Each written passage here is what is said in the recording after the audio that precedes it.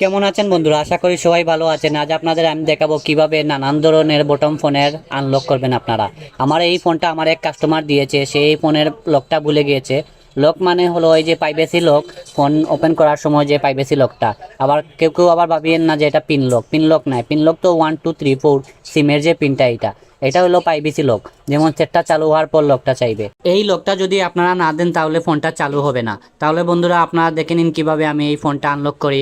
প্রথমে আমি আমার কম্পিউটারে চলে গেলাম। কম্পিউটারে চলে যাওয়ার পর আমার কাছে আছে একটি সফটওয়্যার মিরাকেল থান্ডার 2.82।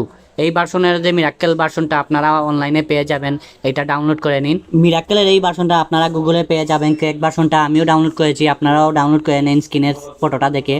এবং আমি মিরাকেলের সেই থান্ডারটা ওপেন করব। ওপেন করার পর আমি যেমন যেমন করছি বন্ধুরা আপনারাও করে নিতে পারেন। আর আমার চ্যানেল অবশ্যই সাবস্ক্রাইব করবেন। যারা নতুন মোবাইলের কাজ শিখতেছেন তারা তো অবশ্যই আমার চ্যানেলটা সাবস্ক্রাইব করে বেল আইকনটি টিপ দিয়ে রাখুন। আমার মিরাকেল থান্ডারটা আমি ওপেন করে নিলাম, কিছুক্ষণ সময় নিল। তারপর ওপেন হয়ে যাওয়ার পর এই দেখুন এখানে লেখা দেখাচ্ছে এসপিডি।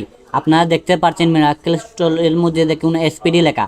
এসপিডি অপশনে আমি ক্লিক করলাম। এসপিডি অপশনে ক্লিক করার পর এখানে রিড ইনফোতে দেব। এসপিডি ক্লিক করলাম, রেড ইনফোতে দিলাম।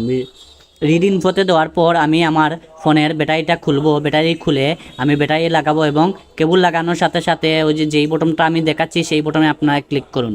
বটমে বাম সাইডে যে বটনটা, এটা ক্লিক করে কেবল লাগাবেন। বটমে ক্লিক করে সবসময় আপনারা কেবলটা লাগাবেন। আর এখানে এটার মাদারবোর্ড হলো 6331 এসপি। এই দেখুন 6331 এসপি লেখা যে অপশনটা, এইটাতে দিয়ে আপনারা সিলেক্ট করুন। তারপর এখানে স্টার্টে দিলাম। আমি স্টার্টে দিয়ে আমি ফোনে ব্যাটারি খুলে আবার ব্যাটারি নতুন করে লাগাবো এবং কেবল লাগাবার সময় আমি বাম সাইডের সেই বটনটাতে আমরা ক্লিক করব। মেনু বটনে ক্লিক করলে এটা বুট পাবে। দেখুন আমি যেভাবে করছি আপনারা করুন। স্টার্টে দেওয়ার পর আমি মেনু বাটনে ক্লিক করে বটমে ক্লিক করলাম। এখন আমরা কম্পিউটারের মধ্যে চেয়ে দেখবো যে এটা রিড করেছে কিনা। এটার পুরো মাদারবোর্ডটা রিড করার পর এখানে ফোনের প্রাইভেসি লক, পিন লক সব কিছুর লক এখানে শো করবে।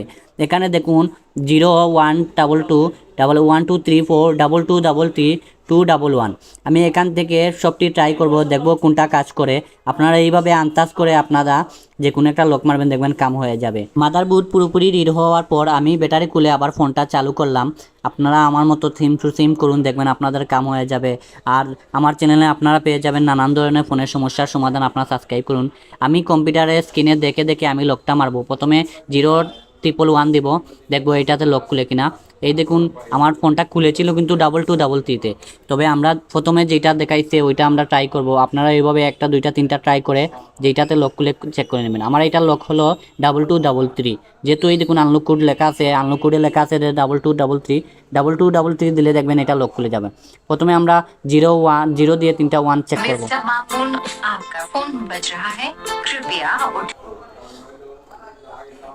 এই দেখুন আমি 011 দিলাম কিন্তু ফোনের লকটা খুললো না।